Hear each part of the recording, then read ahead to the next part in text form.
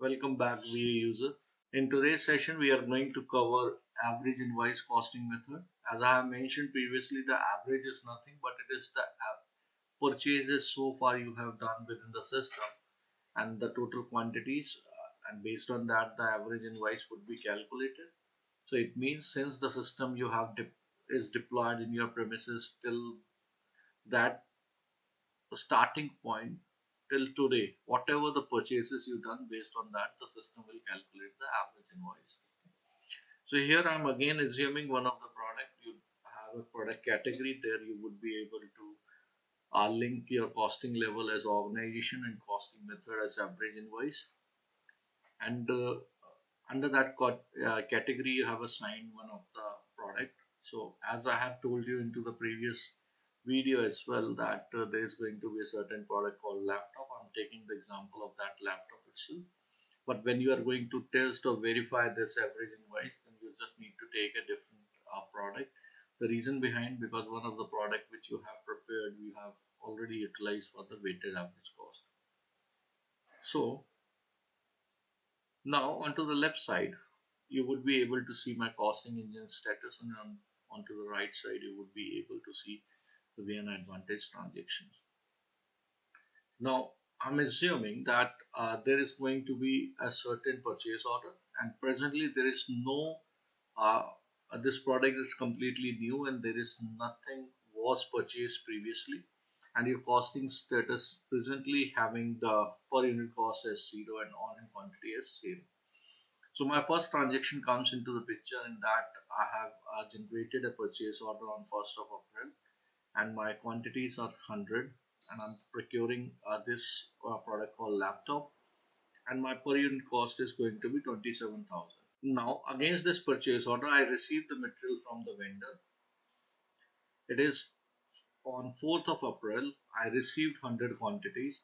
Now what is going to be the cost of my product? So you would be able to see the cost of the product is going to be 27,500. So why it is 27,500? Since it is a weighted average invoice, and as I have mentioned that the price from the invoice would be considered as the final price. So during the completion of this material receipt, your cost would be 27,000.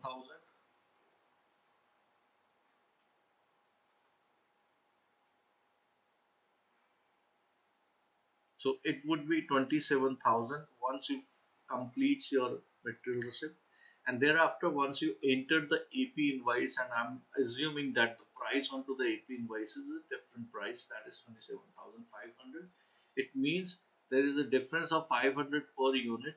And since that thing has been sold, so my cost status would be 27,500. So in this way, the system would change and accumulate this 500 difference into the cost properly. There might be certain other situations that you have sold the item before entering the AP invoice, then how the system will do all these allocation. In that case, if some of the product are already consumed or sold, in that case your per unit cost gets increased. Okay, all these calculations would be there somewhere within the PA system. You just need to run all these cases to understand. Okay, so my first transaction of purchase order till AP invoices happen. Once it is done, thereafter I'm assuming that there is a sales that we are going to do. So at the top of 2000 27,500, I have taken my margin as 7,500. That is the profit I want to gain, and hence my price for the sales becomes 35,000, and I'm selling now 50 quantities to the customer. So once I will do the delivery order, at that moment of time, the system will take the cost 27,000 from the costing engine, which says that I have the cost onto the I have the cost that is 27,500 for 100 quantities. Since we are delivering 50 quantities, then it would be delivered with the cost of 27,500, and in this way your cost of goods sold would be enrolled and your inventory account would get credited from the delivery order. Okay, so that is how, and the status becomes, this is going to be the status since my shipment happens on 5th of April. So you would be able to see my status on 5th of April is going to be 27,550 quantities. Now the next one is basically I'm again after the AR invoice there is again a purchase order on 5th of April, and this time I'm receiving the value, or the vendor proposed me the per unit cost is 26,000. So you would be able to see it is not similar to the previous purchase order, and this is very often usually happens into the market. So it is not always an intact price where you procure with the same price again and again, since the market is very volatile in terms of, if I would say, in terms of electric equipments, it's very volatile on daily basis. There are new versions would come, there would be new things would come, introduce new technologies.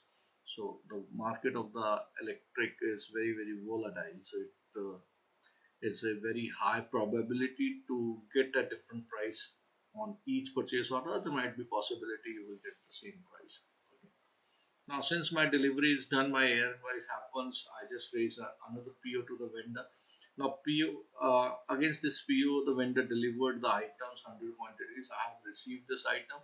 As soon as this material receipt is completed, the system updates your costing engine and your cost becomes 26,750.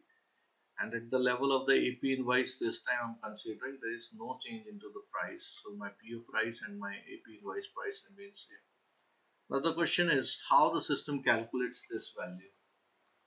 Now per unit cost, how it becomes 26,750. So our basic rule says that till all the purchases would be considered. So my initial purchase value was 27,000 in 500 multiplied by 100.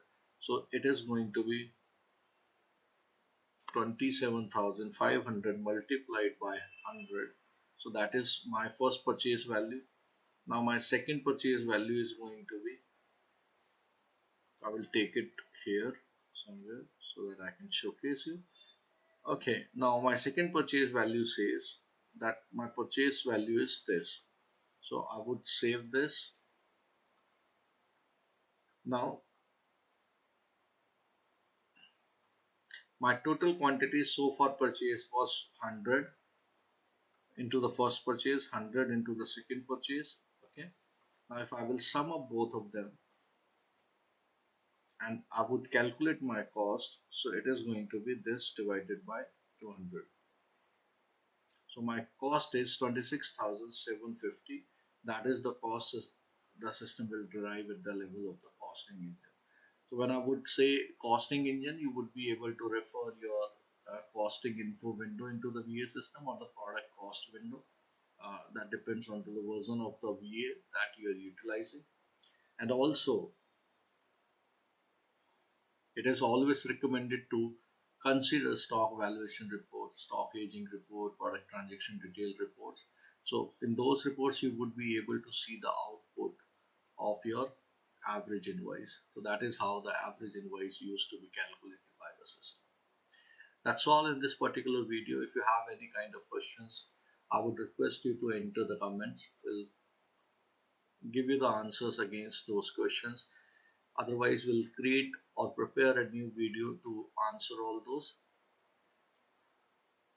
Apart from that, if you find out that this information is useful for you to understand the average invoice costing method, I would request to subscribe our channel and share this video to your colleagues as well. Till then, thanks a lot. Bye bye.